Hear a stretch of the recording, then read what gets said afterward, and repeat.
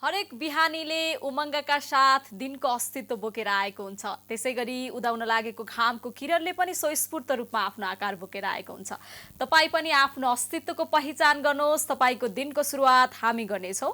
नमस्ते, a very good morning everyone and welcome to the morning at 8।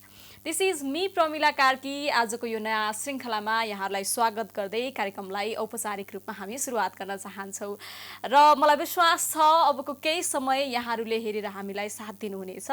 आजको programme अलिकति यहाँहरूलाई विशेष नै लाग्नेछ। म यहाँलाई अनुरोध गर्न चाहन्छु कार्यक्रम अन्तिमसम्म हेर्नुहोला। हुन त हामीले हरेक श्रृङ्खलाहरू त्यसरी नै भन्दै आइराखेका छौँ, किनभने हामीलाई हरेक श्रृङ्खलाहरू त्यसरी नै प्रस्तुत गर्न मन लाग्छ र त्यस्तै नै भइराखेको छ। यस कार्यक्रममा हामी विभिन्न क्षेत्रबाट समाजमा सकारात्मक योगदान पुर्याउनु भएका व्यक्तित्वहरूसँग अन्तर्वार्ता गर्दै आइराखेका छौँ।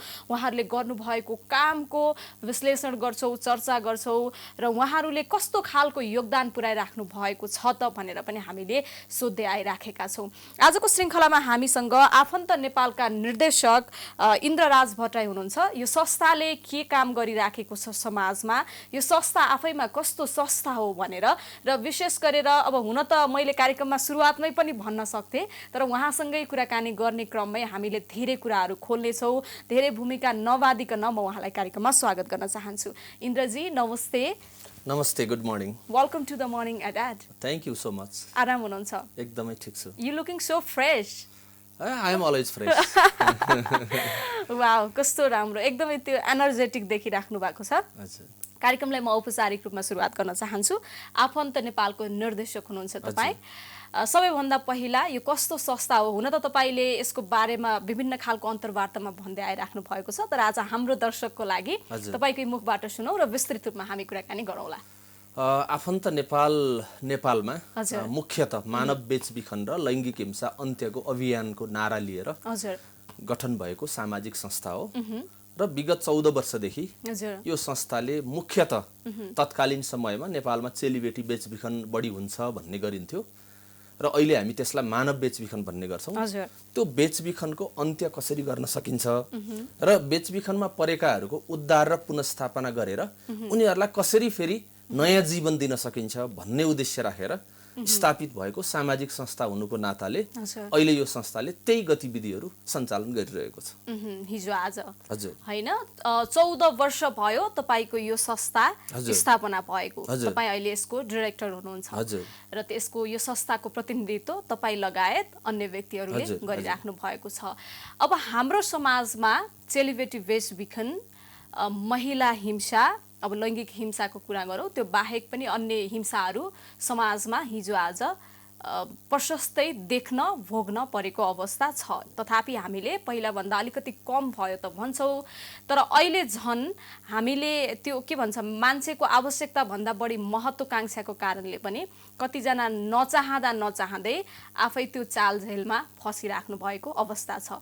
अब तपाईँले भन्नुहोस्, तपाईँ त यसको एकदम नजिक हुनुहुन्छ। तपाईँहरूले आज मात्रै पनि अब यसलाई मैले तपाईँलाई भनिदिइहालेँ, एकजना महिला जो बाहिर भारतमा पुग्नु भएको थियो उहाँलाई पनि उद्धार गरेर काठमाडौँमा ल्याउँदै हुनुहुन्छ। यस्तै तपाईँले धेरैजनालाई उद्धार गरिराख्नु भएको छ। आजको अवस्थामा यो बेचबिखन, विशेष गरेर महिला चेलीबेटी बेचबिखन कस्तो अवस्थामा छ? पहिलाभन्दा कम भएको छ या बढी छ, या तपाईँहरूले कस्तो अभियान चालिराख्नु भएको छ? मैले फेरि दोहोऱ्याउन चाहेँ, विगतमा 15-20 वर्ष अगाडि यो मानव बेचबिखन नभनिकन यसलाई चेलीबेटी बेचबिखन भन्ने गरिन्थ्यो। नेपालका महिलाहरू, नेपालका दिदीबहिनीहरू भारतका मुम्बई र दिल्लीका कोठीहरूमा बेचिन्छन् भन्ने कुराहरू हामीले सुन्ने गर्थ्यौँ र विशेष गरी निश्चित समुदाय र निश्चित भूगोलका महिलाहरू मात्रै बेचबिखन पर्छन् भन्ने खालको एउटा बुझाइ थियो। तर बिस्तारै त्यो बुझाइ र त्यो भोगाइ चाहिँ परिवर्तन हुँदै जाँदाखेरि आजसम्म आइपुग्दाखेरि हरेक मानिस, चाहे त्यो महिला होस् या पुरुष होस् अथवा अन्य लिङ्गका मानिसहरू हुन्, सबै मानिसहरू बेचबिखनको जोखिममा छन् र बेचबिखनमा परिरहेको अवस्था पनि छ।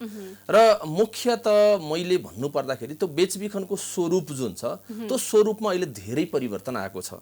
पहिला भनिन्थ्यो एउटा प्रस्टिट्युसनको लागि महिलाहरूलाई बेचिन्छ भन्ने खालको एउटा बुझाइ थियो हाम्रो, तर अहिले बिस्तारै आएर त्यो बाहेक थुप्रै बाहनामा, जस्तै मैले भन्नुपर्छ जस्तै रोजगारीको बाहनामा हैन विभिन्न खालका कामहरुमा लगाउने हैन बदुवा मजदुरहरु बनाउने बालबालिकाहरुलाई चाहिँ विभिन्न खालका चाहिँ भनौँ न जोखिमपूर्ण कामहरूमा लगाउने, जस्तै कोइला खानीमा काम लगाउने, सर्कसमा काम लगाउने, हात हतियार र लागु पदार्थहरूको ओसार पसारमा काम लगाउने, यस्ता खालका गतिविधिहरू मार्फत पनि बेचबिखन हुने गरेको छ। र अर्को भनेको अत्यन्तै डरलाग्दो भनेको नेपालभित्रै पनि हामीले देखेका छौँ मानव अङ्ग बेचबिखन हुने गरेको छ। मृगौलाको बेचबिखन हुने, होइन, त्यसपछि कलेजोको बेचबिखन हुने, छाला र बोसोको बेचबिखनका कुराहरू पनि आउने गरेका छन् बारम्बार। यसरी चाहिँ अहिले मानिसहरू त्यसरी बेचबिखनमा पर्ने, तर त्यो बेचबिखनमा पर्नुभन्दा अगाडि त्यो व्यक्तिले चाहिँ म बेचबिखनमा पर्दैछु भन्ने सुइँकोसम्म नपाउने यस्तो अवस्था चाहिँ हामीले देखेका छौँ। जस्तै यहाँले प्रसङ्ग उठाउनु भयो, आज मात्रै हामी एकजना किशोरी, एकजना छोरी जो 19 वर्षकी नानी हुन्, उनलाई हामीले नेपाल ल्याउँदैछौँ। यो ल्याउँदै गर्दाखेरि पनि हामीले बारम्बार हिजोदेखि नै देख्ने गरेको भन्ने गरेको के हो भने अहिलेका युवा युवतीहरूमा, विशेष गरी किशोर अवस्थाका बालबालिकाहरूमा अलि बढी मैले चाहिँ कस्मेटिक लाइफ भन्ने गर्छु कि, होइन, त्यो एउटा देखासिकीको जीवनशैलीको कारणले चाहिँ छिट्टै जीवनमा अर्को फड्को मार्ने खालको जुन एउटा आकांक्षा उत्पन्न हुन्छ, त्यो चिजले महत्त्वाकांक्षा उत्पन्न हुन्छ, त्यो चिजले पनि उनीहरूलाई बेचबिखनसम्म पुर्याइदिने अवस्थाको सृजना भएको छ। जो बेचबिखनसम्म पुग्नु भएको छ, जो आफै बेचिराख्नु भएको छ, उहाँलाई तपाईँले भन्नुभयो अलिकति सुइँको पनि छैन भन्ने कुरा, यो अत्यन्तै महत्त्वपूर्ण कुरा भन्नुभयो। ताकि अबका जति अब पनि कसैले त्यसरी प्लान गरेर कसैलाई लैजाँदै हुनुहुन्छ भने पनि, या किन लैजाँदै हुनुहुन्छ, के का लागि लैजाँदै हुनुहुन्छ, या तपाईँ कोसँग जाँदै हुनुहुन्छ भन्ने कुरा पनि एउटा, किनभने तपाईँलाई त राम्रै कामको लागि लैजाँदैछ भनेर एउटा आश्वासन दिइन्छ। अब त्यो अलिकति पनि सुइँको नहुने एउटा अवस्था हुँदाखेरि आगामी दिनमा चाहिँ त्यो कुराहरू बुझ्नको लागि, रिसर्च गर्नको लागि त जरुरी छ नि त। व्यक्ति जस्तै म कोहीसँग काहीँ जाँदैछु भने मलाई त एउटा लेभलको विश्वास लाग्छ नि त, त्यो कुराहरूलाई कम गर्नको लागि मैले चाहिँ के गर्न सक्छु जो आफूलाई सुरक्षित राख्नको लागि चाहिँ? अब पहिलो कुरा, हामी विशेष गरी हामी नजिकै मान्छेहरूलाई विश्वास गर्ने गर्छौँ र नजिकै मान्छेहरूबाट आश्वासन पाउने गर्छौँ। त्यति मात्रै होइन, अहिले चाहिँ विज्ञान र प्रविधिको कारणले गर्दाखेरि सामाजिक सञ्जालहरूको प्रयोग अत्यधिक बढेको छ र त्यो प्रयोग सँगसँगै दुरुपयोग पनि बढ्ने गरेको छ। र त्यो दुरुपयोगमा चाहिँ अहिलेका विशेष गरी किशोरीहरू बढी पर्ने गरेको हामीले देखेका छौँ। किनभने कतिपय सन्दर्भमा नेपालको कन्टेक्स्ट हामीले हेऱ्यौँ भने थुप्रै हामीसँग सामाजिक समस्याहरू छन्, गरिबी छ, अशिक्षा छ, बेरोजगारीका कुराहरू छन्। ती केही कारक तत्त्वको रूपमा चाहिँ ती दलालहरू, ती मानव तस्करहरूसँग चाहिँ पुग्न जान्छन् र जो मान्छे अप्ठ्यारोमा छ, जो मान्छे समस्यामा छ, तस्करहरूको आँखा पनि त्यहीँ पुग्ने हुन्छ। त्यसले गर्दाखेरि बिस्तारै उनीहरू चाहिँ ती मान्छेहरूसँग आकर्षित हुन पुग्छन्, विभिन्न खालका माया प्रेमका प्रलोभनहरूमा पर्छन्, जागिरका प्रलोभनहरूमा पर्छन् र बिस्तारै उनीहरू चाहिँ उनीहरूको चङ्गुलमा पुग्छन्। जुन चिज नेपालभन्दा बाहिर मात्रै होइन, नेपालभित्रै पनि हामीले गाउँबाट सहरसम्म, अहिले सहरका विभिन्न ठाउँहरूमा चाहिँ महिलाहरूलाई अथवा किशोरीहरूलाई चाहिँ त्यो ढङ्गले उत्प्रेरित गरेर उनीहरूलाई विभिन्न एउटा भनौँ न अनावश्यक कामहरूमा, अनैतिक कामहरूमा लगाउने गरेको पनि हामीले देखेका छौँ। र यस्ता चिजले गर्दाखेरि अहिलेका किशोर किशोरीहरूलाई हामीले बुझाउनु पर्ने, विशेष गरी दिदीबहिनीहरूलाई हामीले बुझाउनु पर्ने, बालबालिकाहरूलाई हामीले बुझाउनु पर्ने विषय चाहिँ के छ भने हामी नचिनेका मान्छेहरूसित हामी सामाजिक सञ्जालमा कुराकानी गर्ने, भेटघाट गर्ने, त्यसपछि भेटघाट गर्ने, विभिन्न प्रलोभनमा फस्ने कामहरू हामी नगरौँ। यदि हामीलाई त्यस्तो खालका अफरहरू कहीँबाट होला, कति मान्छेहरू बेरोजगार छन्, रोजगारीका अफरहरू आउन सक्छन्, आफूभन्दा जान्ने, आफूभन्दा सिनियर मान्छेहरूसित, अभिभावकहरूसँग सोध्ने, त्यसको बारेमा जानकारी लिने, म कहाँ जाँदैछु, म के को लागि जाँदैछु, होइन, त्यो ठाउँ कस्तो छ, मैले त्यहाँ गएर के काम गर्नुपर्छ भन्ने कुराहरू चाहिँ सम्बन्धित निकायहरूसँग चाहिँ जानकारी लिने, नजिक कुनै शङ्का लागेमा नजिकको प्रहरीसँग सम्पर्क गर्ने। हामी जस्तै सङ्घ संस्थाहरू जो हामी नेपाल भारतको सीमा नाकामा पनि काम गरिराखेका छौँ, होइन, जस्तै भारत जाँदै हुनुहुन्छ भने हामी जस्ता सङ्घ संस्थाहरूसित समन्वय गर्ने, भोलि अप्ठ्यारोमा परेँ भने मलाई चाहिँ जहाँ जहाँ रिस्क हुनसक्छ त्यहाँ मैले त्यो रिस्कबाट बाहिर आउनको निम्ति चाहिँ मैले कसको सहयोग लिन सक्छु भन्ने कुरा चाहिँ पहिले नै एस्योर भएर चाहिँ जाने। र विशेष गरी अझ मैले अभिभावकहरूलाई पनि के भन्न चाहन्छु भने आफ्ना छोराछोरीहरूलाई, विशेष गरी त्यो टिन एजका बालबालिकाहरूलाई चाहिँ माया प्रेम सबैभन्दा पहिलो कुरा, किनभने संसारमा माया प्रेम जति ठुलो कुरोहरू केही पनि छैन। त्यो चिज हामीले दिन सक्यौँ र हामीले उनीहरूलाई चाहिँ एउटा सकारात्मक दृष्टिकोण सहित जसरी तपाईले आजको दिनको सुरुवात सकारात्मक ढंगले सुरु गर्नुभयो त्यही सकारात्मक दृष्टिकोण चाहिँ हामीले हाम्रा बालबालिकाहरूलाई दिन सक्यौं भने विद्यालय तहमा विद्यार्थीहरूलाई शिक्षकहरूले त्यो ढंगले उत्प्रेरित गर्न सक्यौं भने बिस्तारै यस्ता समस्याहरू चाहिँ हामी न्यूनीकरण गर्दै जान सक्छौं भन्ने लाग्छ। जस्तो पहिला यो बेचबिखन या विभिन्न खालको दुर्व्यवहार अशिक्षाको कारणले हुन्छ भन्ने गरिन्थ्यो। तर अहिले मानिसहरू शिक्षित हुनुहुन्छ, जो बेचिराख्नु भएको छ उहाँहरू पनि शिक्षित हुनुहुन्छ, उहाँहरू राम्रै पढिराख्नु भएको छ र पनि उहाँहरू बेचिराख्नु भएको छ के उहाँले राम्रै पढेको एउटा व्यक्ति जसलाई के राम्रो के नराम्रो भन्ने थाहा छ र पनि उहाँहरूको महत्त्वाकांक्षा यति विशाल भयो कि उहाँको आफ्नो क्षमता भन्दा बाहिरको भयो, जसकारणले गर्दा विभिन्न खालको प्रलोभनमा सजिलै तरिकाले फस्न सक्नुभयो। र अर्को कुरा मैले धेरै समय भन्ने पनि गर्छु, हामी अधिकांश समय अरू जस्तै बन्ने कोसिसमा आफू कहाँ पुगिराखेका छौँ, तपाईँ को हो, तपाईँ केका लागि हो, या तपाईँ कहाँ भागिराख्नु भएको छ भन्ने कुरा नै बिर्सिराखेका छौँ के यो देखावटी दुनियाँमा पनि फसेको छ हैन। सो किन चाहिँ यस्तो भइराखेको छ या हाम्रा अभिभावकहरूले नै बुझाउन सक्नु भएको छैन? अभिभावकहरूले पनि कतिपय अवस्थामा चाहिँ चाहिने भन्दा बढी अभिभावक भिराइदिएको जस्तो लाग्छ के मलाई। धेरै आश गर्नुहुन्छ हैन, तिमी स्कुलमा पनि एकदम राम्रो पढ्नुपर्छ, तिमी एकदमै धेरै पैसा कमाउनुपर्छ सुरुवातदेखि नै के तिमी राम्रो मान्छे बन, तिमी खुसी बन जीवनमा भन्ने अभिभावकहरू एकदम कम देखिन्छ कि पहिलेदेखि एउटा एक्सपेक्टेसन त पाइलट बन्नुपर्छ, डाक्टर बन्नुपर्छ, यो बन्नुपर्छ, जसले गर्दा उनीहरू फ्रस्ट्रेसन पनि भइसक्यो हैन। यो खालको माहौललाई चाहिँ कसरी निहालिराख्नु? अब यहाँले एकदमै महत्त्वपूर्ण विषय उठाउनु भएको छ। हजुर, पहिलो कुरा म यो विषयमा के भन्न चाहन्छु भने अभिभावकहरूले आफ्ना छोराछोरीको बारेमा कुरा गर्दाखेरि मैले बारम्बार भन्ने गर्छु एउटालाई अर्कोसँग कम्पेयर गरिदिने हो, यो चाहिँ अत्यन्तै नकारात्मक विषय हो भन्ने लाग्छ। मैले आम अभिभावकहरूलाई के भन्न चाहन्छु भने आफ्नै घरका केटाकेटीहरूको बीचमा पनि त्यो कम्पेयर गर्ने काम बन्द गरिदिनुस्, किनभने एभ्रीवन इज स्पेशल। हरेकको आफ्नो क्षमता हुन्छ। म कहिल्यै पनि प्रमिलाजी बन्न सक्दिनँ, तपाईँ जस्तो बन्न सक्दिनँ, र तपाईँ कहिल्यै पनि म जस्तो बन्न सक्नुहुन्न।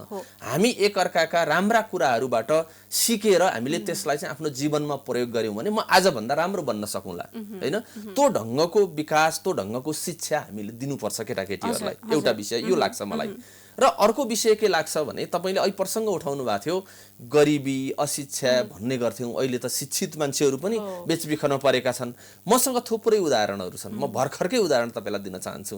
यो करिब 1 महिनाको बीचको घटना म तपाईलाई भन्न चाहन्छु। नेपालको एउटा नाम चलेको मेडिकल कलेजमा बीएससी नर्सिङ गरेर त्यहाँ नर्सिङमा पढाउँदै गरेकी एकजना नेपाली युवती जो पबजी खेल्दै गर्दा एकजना भुटनिज मूलको बेंगलोरमा बस्ने मानिससँग उहाँको सम्पर्क भयो। मैले जोडेको छु तपाईलाई। उहाँ अशिक्षित हुनुहुन्न, उहाँ बेरोजगार हुनुहुन्न, एउटा बीएससी नर्सिङ गरेको मान्छे पक्कै पनि उहाँको फ्यामिली त्यति धेरै गरिब पनि पक्कै नहोला। हेर्नुस् है, गरिबी छैन, अशिक्षा छैन, बेरोजगार छैन। अब उहाँ कहाँ पुग्नुभयो त भन्दा पबजी जोडिनु भयो। सामाजिक सञ्जालको कारणले उहाँ चाहिँ त्यो व्यक्तिसँग जोडिनु भयो। बिस्तारै त्यो व्यक्तिसँग उहाँको सम्पर्क हुन थाल्यो, कुराकानी हुन थाल्यो र त्यो व्यक्तिका कारणले उहाँ बेचबिखनमा पर्नुभयो। र हाम्रो संस्थाले हामीले उहाँलाई नेपाल इन्डियाको एउटा कुनै बोर्डरबाट उद्धार गर्यौं र उद्धार गरेर केस इन्भेस्टिगेसन गर्दै गर्दाखेरि त्यो व्यक्तिले उहाँलाई बेच्न मात्रै लगेको थिएन, त्यो भन्दा अघि नै उहाँसँगै 3 लाख रुपैयाँ कुनै एउटा कामको प्रयोजनको लागि 3 लाख रुपैयाँ पनि उले लैसकेको अवस्था थियो। अब हेर्नुस् त त्यो युवती अहिले उहाँ प्रेग्नेन्ट पनि हुनुहुँदो रहेछ। उहाँहरूको भेटघाट पहिला पनि भएको रहेछ एकपटक। त्यसपछि गएर उहाँ अहिले जागिर पनि गुमाउनु भएको छ। सामाजिक हिसाबले पनि उहाँलाई एउटा नकारात्मक एउटा भाइब्स डेभलप भएको छ र व्यक्तिगत जीवनमा पनि उहाँले चाहिँ एउटा पीडा भोग्नु भएको छ हैन। भने यसरी पनि मानिसहरू चाहिँ एउटा प्रलोभनमा फस्ने। अर्को म यहाँलाई बताउन चाहन्छु, करिब 3-4 महिना अगाडि काठमाडौँबाटै एकजना 10 क्लास पढ्दै गरेको 16 वर्षकी छोरी हराउनु भयो। हराएको 4 दिनमा हामीलाई त्यसको उजुरी आयो, रिपोर्ट आयो। प्रहरीमा पनि उहाँले दिनुभएको रहेछ र त्यो रिपोर्ट आइसकेपछि केही क्लूहरू हामीले पायौं र उहाँ चाहिँ इन्डियाको भोपाल भन्ने ठाउँमा एउटा युवकसँग टिकटक मार्फत जोडिनु भएको रहेछ र उहाँ चाहिँ त्यो युवाले त्यहाँको एउटा त्यो व्यक्तिले उहाँलाई म इन्डिया घुमाइदिन्छु भन्ने प्रलोभनमा पारेर इन्डियामा बोलाएको अवस्था हामीले देख्यौँ।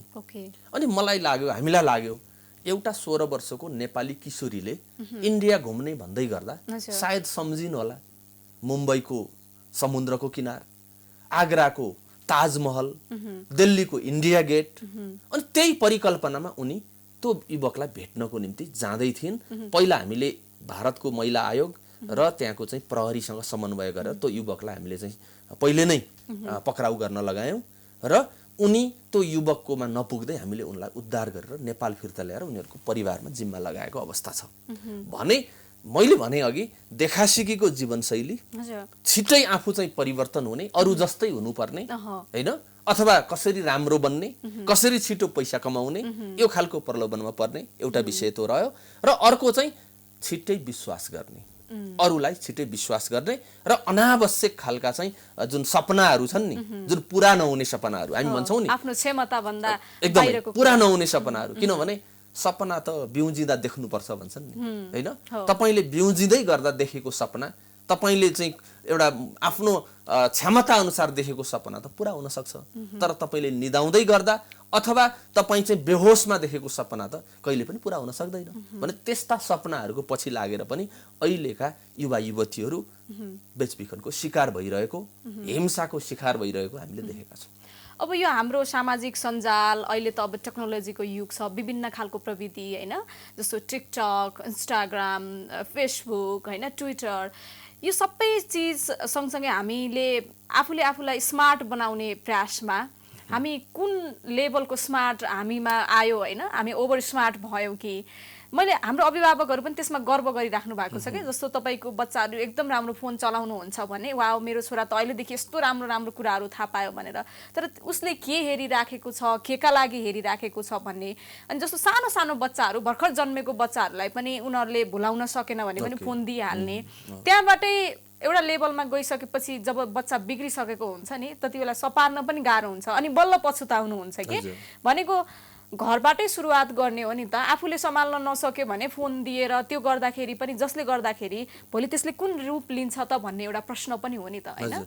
पहिलो कुरा अब टेक्नोलोजीको प्रयोग गर्ने कुरामा हामीले कन्जुस्याइ गर्नुहुन्न भन्ने लाग्छ मलाई व्यक्तिगत रूपमा चाहिँ, किनभने नयाँ प्रविधि आएको छ, त्यो प्रविधिको हामीले प्रयोग गर्नै पर्छ र त्यो प्रविधिले पक्कै पनि हाम्रा बालबालिकाहरूलाई पनि अहिलेको विश्वसँग भनौँ न एउटा कम्पिट गर्न सक्ने व्यक्ति बनाउन सहयोग गर्छ नै भन्ने लाग्छ। तर त्यसको दुरुपयोग हुने कुराहरूमा हामी सचेत कति छौँ, अभिभावकहरू कति सचेत छौँ भन्ने कुरा चाहिँ मुख्य हो भन्ने लाग्छ। अहिले हामीले विश्वमै हेऱ्यौँ भने पनि, विश्वका डेभलप कन्ट्रीहरूमै हेऱ्यौँ भने पनि त्यहाँको एजुकेसन सिस्टममा हामीले त्यस्ता चाहिँ भनौँ न अब ग्याजेट्सहरूको प्रयोग गरेको हामीले देखिराखेका छौँ, स्मार्टफोनहरू। तर हामी स्मार्टफोनहरू अथवा अन्य ग्याजेटहरू प्रयोग गर्दै गर्दाखेरि हामी चाहिँ कति स्मार्ट बन्यौँ, हामी स्मार्ट बन्न सक्यौँ कि सकेनौँ, अथवा हामी चाहिँ त्यसको चाहिँ कुलतमा लाग्यौँ अथवा त्यसको दुरुपयोगमा लाग्यौँ भन्ने कुरा चाहिँ मुख्य छ। त्यसकारण मलाई त के लाग्छ भने यस्तो विषय एउटा घरबाट सुरु हुनु पर्यो, अभिभावकबाट त्यो खालको चाहिँ जिम्मेवारी बोध गर्नु पर्यो अभिभावकले। र अर्को चाहिँ हाम्रो विद्यालय तहदेखि नै हाम्रो पाठ्यक्रममा पनि यस्ता विषयहरू राखेर के भनौँ न एउटा यो अहिलेको सामाजिक सञ्जाल, त्यसपछि गएर प्रविधिको प्रयोग र दुरुपयोग के हो, हामीले यसको प्रयोग कसरी गर्ने, शिक्षासँग यसलाई कसरी जोड्ने, हाम्रो आचरणसँग यसलाई कसरी जोड्ने भन्ने कुराहरू चाहिँ हाम्रो पाठ्यक्रमदेखि नै हामीले सुरु गरेर लिएर जानुपर्छ भन्ने लाग्छ। र अर्को चाहिँ जस्तै समाजमा यस्ता जो घटनाहरू घटिरहेका छन्, बेचबिखन हुने गरेको छ, महिला हिंसा हुने गरेको छ हैन, बलात्कारका घटनाहरू, बलात्कारपछि हत्याका घटनाहरू, एसिड आक्रमणका घटनाहरू हैन, त्यसपछि गएर विभिन्न खालका लैङ्गिक हिंसाका घटनाहरू समाजमा हुने गरेका छन्। यस्ता घटनाको बारेमा हाम्रा केटाकेटीहरूलाई, हाम्रा बालबालिकाहरूलाई हामीले घरदेखि किन जानकारी नगराउने, हामीले सचेत किन नगराउने? यदि हामीले उनीहरूलाई यी घटनाका बारेमा बेलैमा जानकारी गरायौँ, हामीले जानेको कुरा चाहिँ हामीले अरूलाई सिकायौँ हैन भने हामीले चाहिँ पक्कै पनि त्यसले एउटा सकारात्मक रिजल्ट ल्याउनको निम्ति चाहिँ हामी काम गर्न सक्छौँ भन्ने लाग्छ। जस्तो अब हुन त अब यो समस्या पनि अहिलेको एकदम ठुलो समस्या नै हो, धेरैले बुझ्नुपर्ने पनि।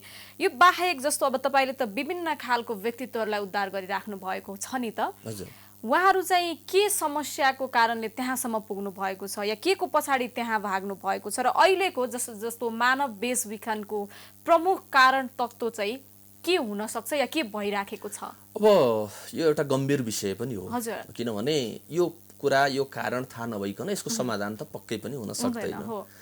हामीले उद्धार गरेका म अलिकति थोरै हाम्रो कामको सन्दर्भमा अलिकति बताउन चाहन्छु।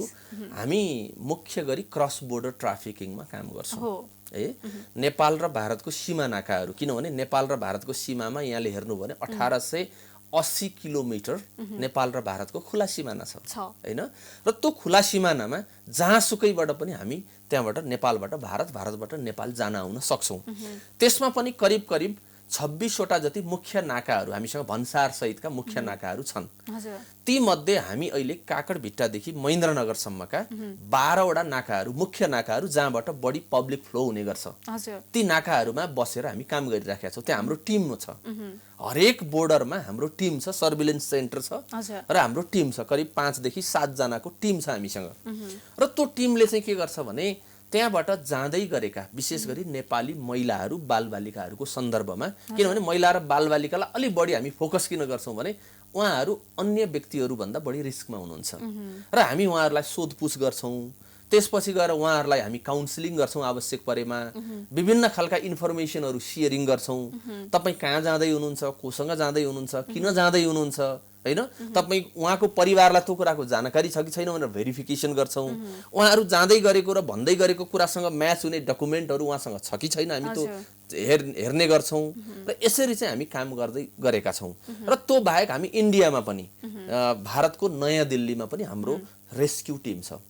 र किन मान्छे त्यहाँ पुग्छन् भन्दै गर्दा चाहिँ अहिले धेरै देखिएको चाहिँ धेरै मानिसहरू चाहिँ रोजगारीको कुराहरू गर्नुहुन्छ।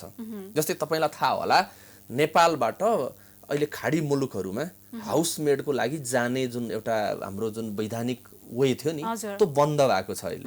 यो करिब करिब 3-4 वर्षदेखि बन्द भएको छ।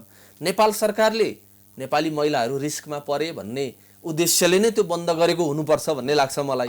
तर त्यो बन्द गर्दै गर्दाखेरि चाहिँ वैधानिक बाटो त्रिभुवन इन्टरनेसनल एयरपोर्टबाट उड्ने काम चाहिँ बन्द भयो, तर अवैधानिक बाटो अथवा भारत हुँदै जाने काम त बन्द भएको छैन हैन।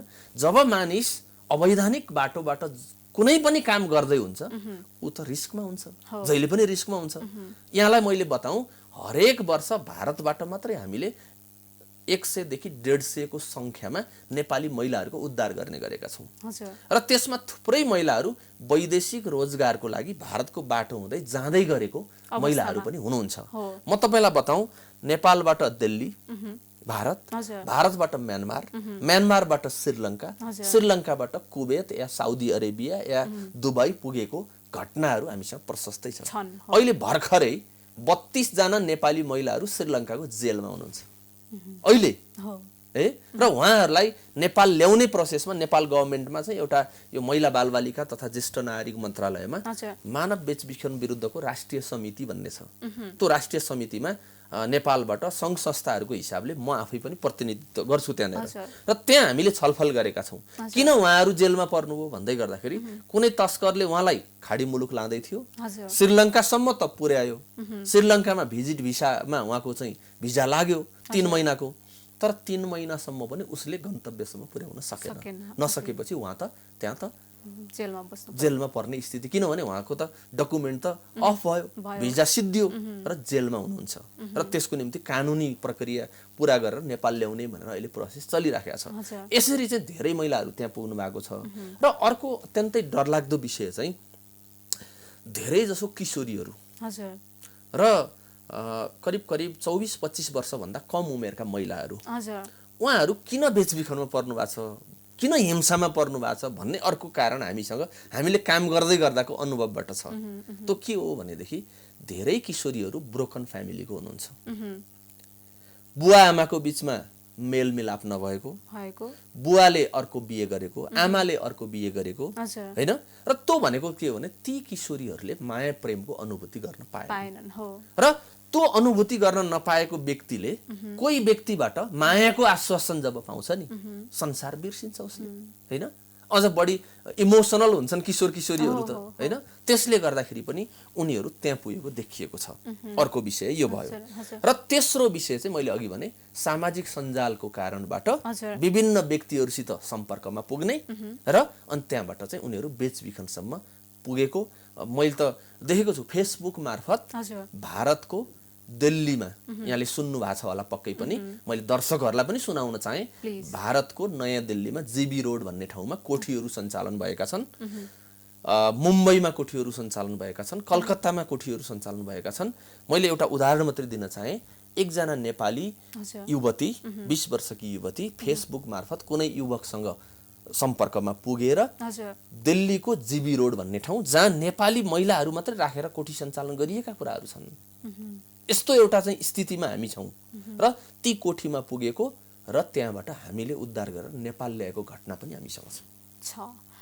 भनेपछि अब यो सुन्दा एकदमै दर्दनाक लाग्छ हैन, यो भोग्नेहरूको त झन् कथा बेग्लै छ। अब यसको समस्याका कुराहरू त हामीले प्रशस्तै गऱ्यौँ र समाधानको कुराहरू पनि हामीले गरौँला। एकैछिन यहाँसँग रोकिएर हामी सानो विश्रामतर्फ लाग्छौँ। मर्निङ एडिटमा सर्ट कमर्सियल ब्रेकतर्फ लाग्छौँ, त्यस पछाडि हामी फेरि पनि उपस्थित हुने नै छौँ। तपाईँ हामीसँगै रहनुहोला।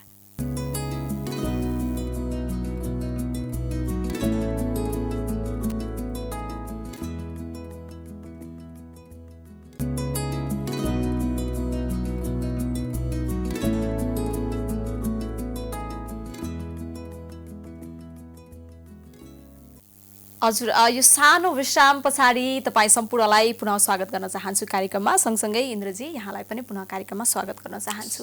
अब यहाँले अहिले हुने समस्या जुन समस्याको कारणले, जुन अवस्थाको कारणले मानव बेचबिखन भइराखेको छ भन्ने कुरा छलङ्ग पार्नुभयो। मलाई लाग्छ हाम्रो दर्शकहरूले पनि बुझ्नुभयो होला र त्यसमा अलिकति भए पनि कस्ता कस्ता कारणले हुन्छन् र आफूले कसरी आफूलाई सुरक्षित राख्ने भन्ने पनि बुझ्नुभयो होला। तर तथापि यसको समाधान यति सजिलै यस्ता कुराहरू विभिन्न अन्तर्वार्तामा विभिन्न खालका व्यक्तित्वहरूले बोलिराख्नु भएको छ हैन।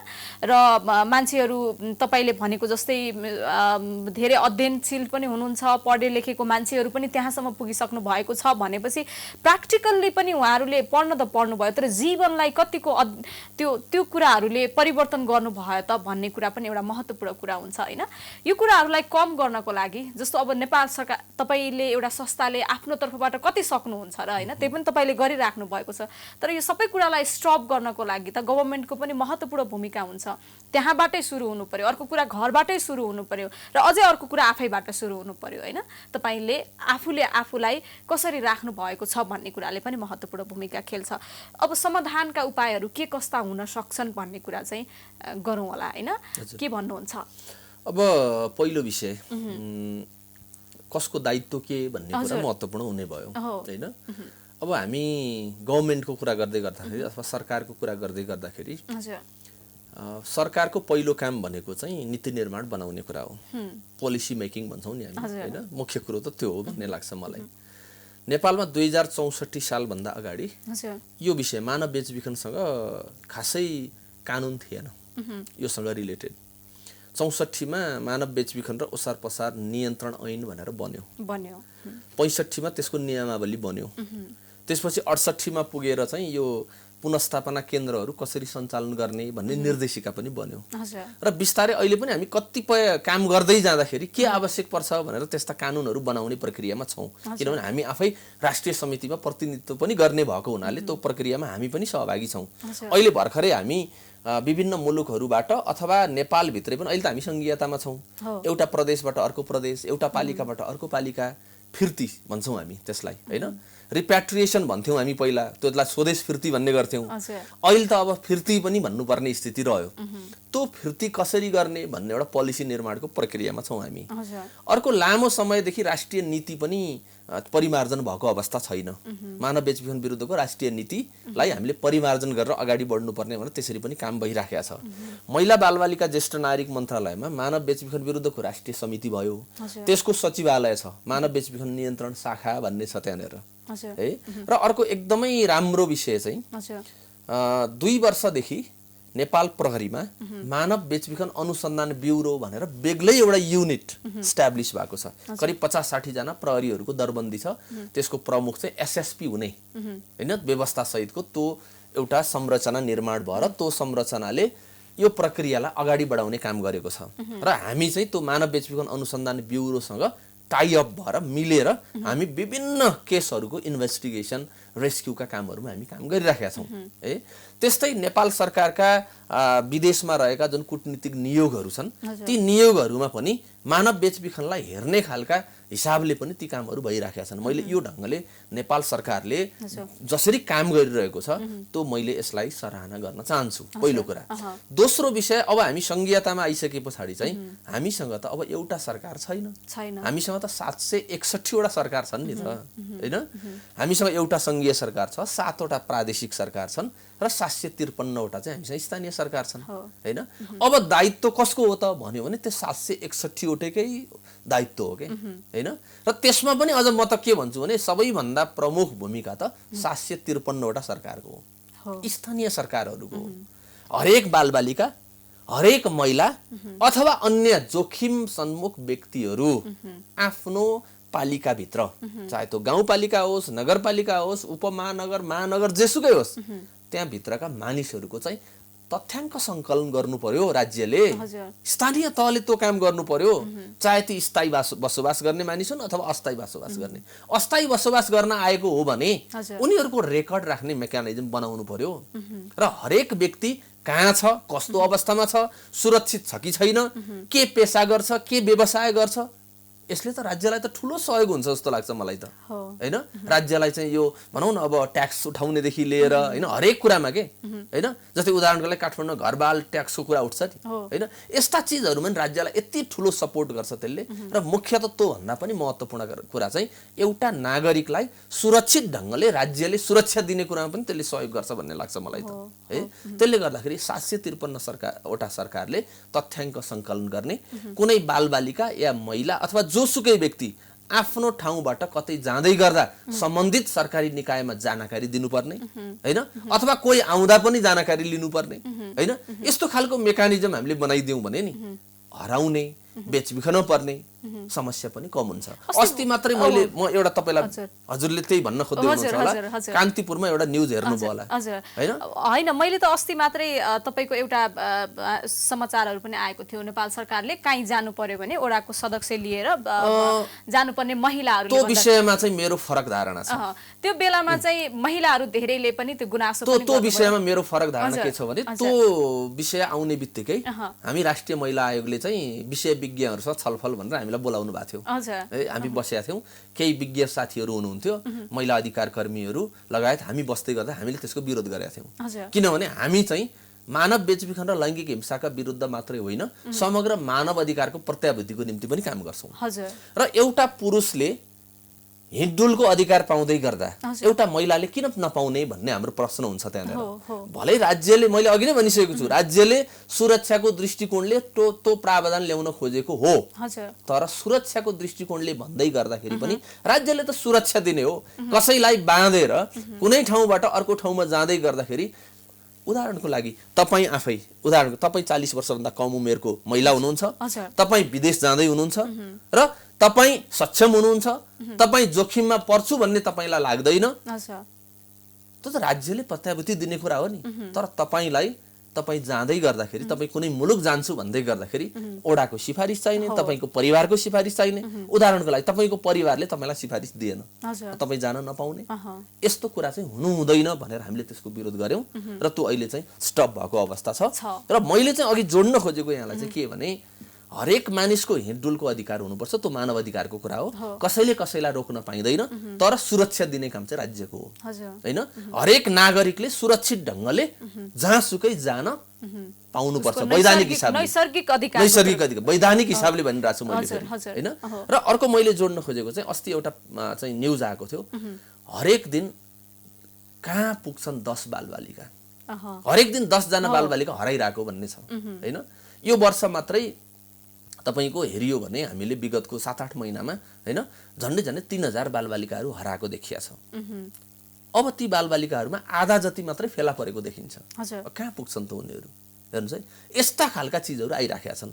यो हुनुको मुख्य कारण के हो त भन्दा हाम्रो रेकर्ड मेकानिजम छैन।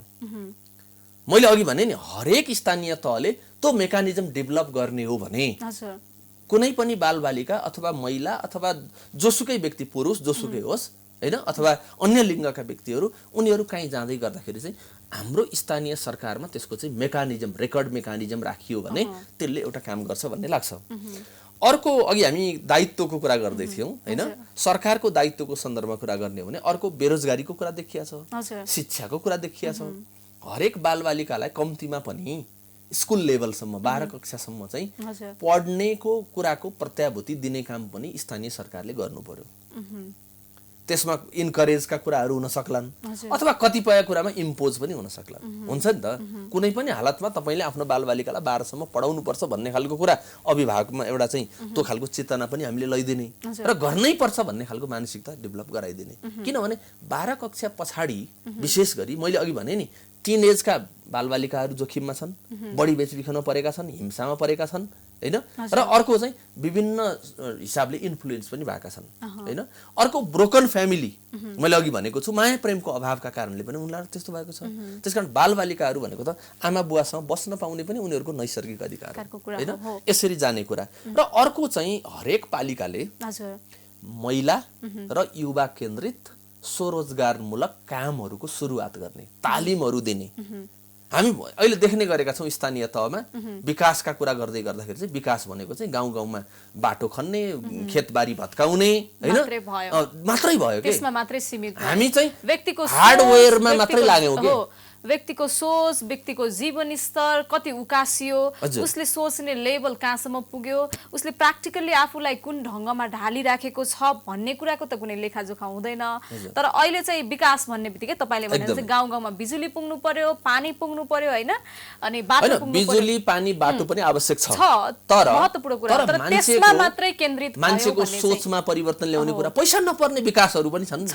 सोचमा परिवर्तन ल्याउने मान्छेहरुमा सकारात्मक दृष्टिकोण चाहिँ एउटा जागृत गराइदिने त्यस्ता खालका अभिमुखीकरण कार्यक्रमहरू सञ्चालन गरिदिने हैन सामाजिक अभियानमा हरेक गाउँलाई जोडिदिने अझ बढी महिलाहरूलाई त्यसमा जोड्ने किशोर किशोरीहरूलाई त्यसमा जोड्ने युवाहरूलाई त्यसमा जोड्ने।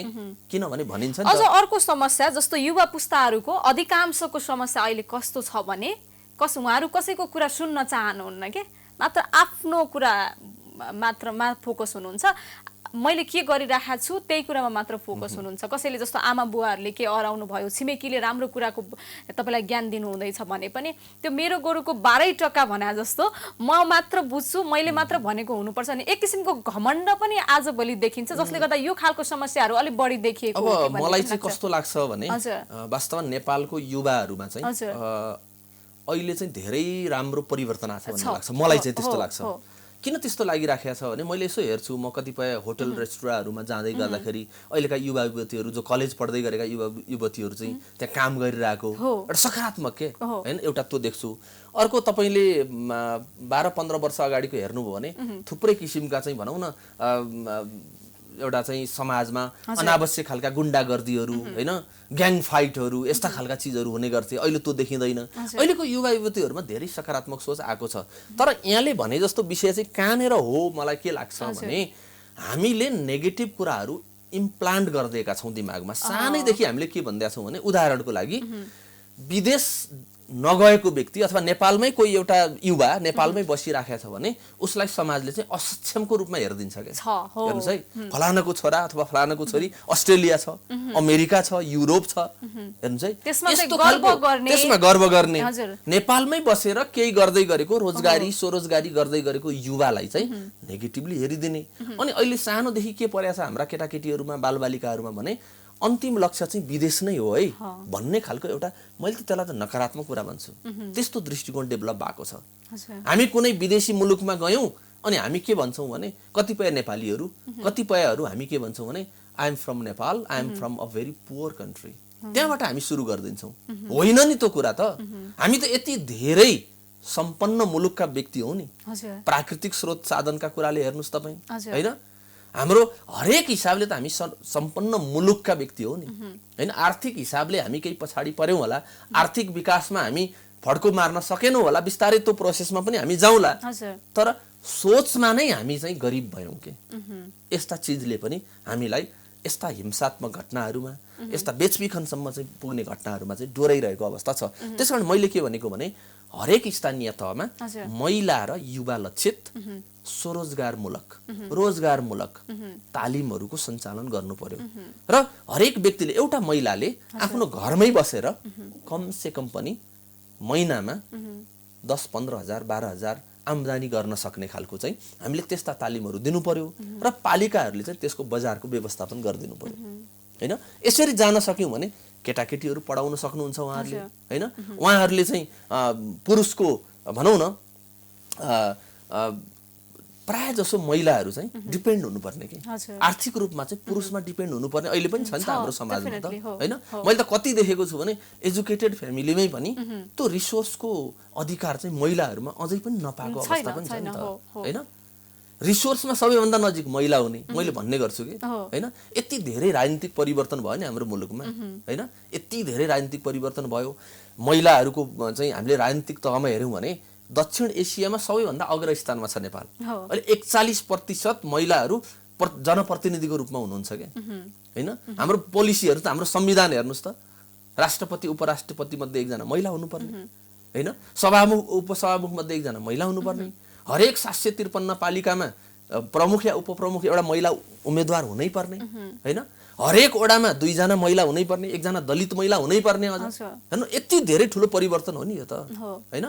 यसो हुँदा हुँदै पनि अझै पनि हामीले महिलाहरूको सशक्तिकरणको निम्ति जस्तो महिलाहरू पछि पर्नुमा एउटा समस्या महिला हामी आफै पनि कारण बनिराखेका छौं के।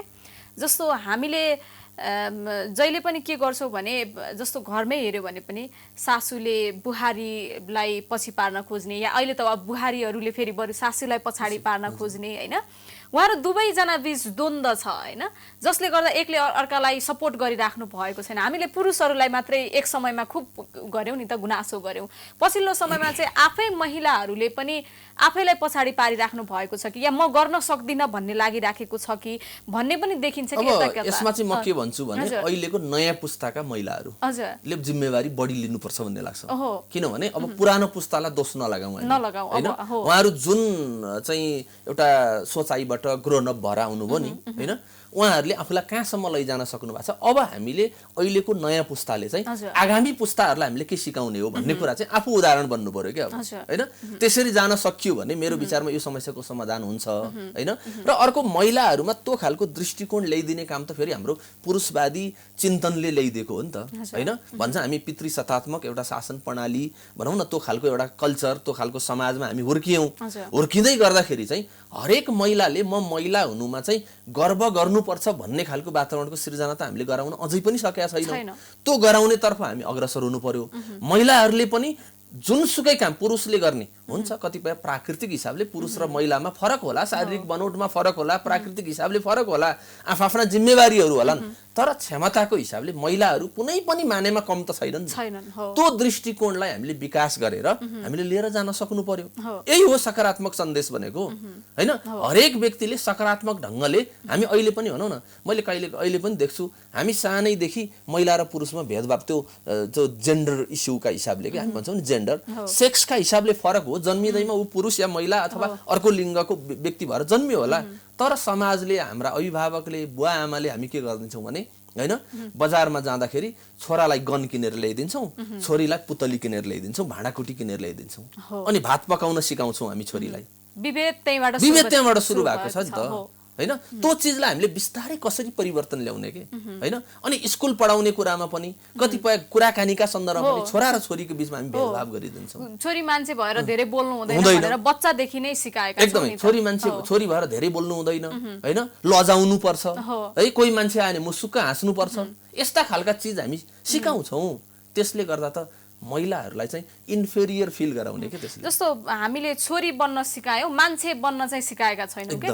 हरेक छोरीहरू, हरेक छोराहरू मान्छे बन्न सिक्यो भने यो समाजमा यो विभेद भन्ने कुरा अन्त्य हुन्छ होला।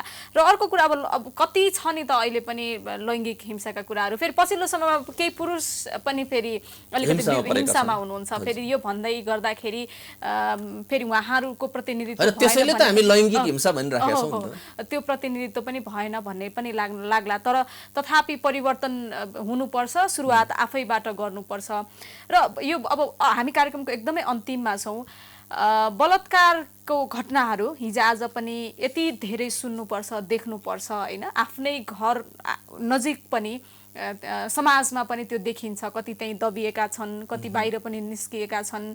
यो दिनानुदिन बलात्कारको केस रोकिनुपर्छ, बलात्कारीलाई सजाय हुनुपर्छ भन्ने विभिन्न खालको आवाजहरू विभिन्न ठाउँमा हामी सबैजनाले बोल्दै आइराखेका छौँ। र पनि यो समस्या यथावत नै छ। के भन्नुहुन्छ एकदमै सर्टकटमा? अब यो एकदमै संवेदनशील विषय म सम्झिन चाहन्छु। हजुर, झन्डै 2 वर्ष अगाडि बलात्कारपछि हत्या भएकी निर्मला पन्त, जसको अहिलेसम्म इन्भेस्टिगेसन चलिराखेको छ। हामी आशा गरौँ उनले न्याय पाउनुपर्छ।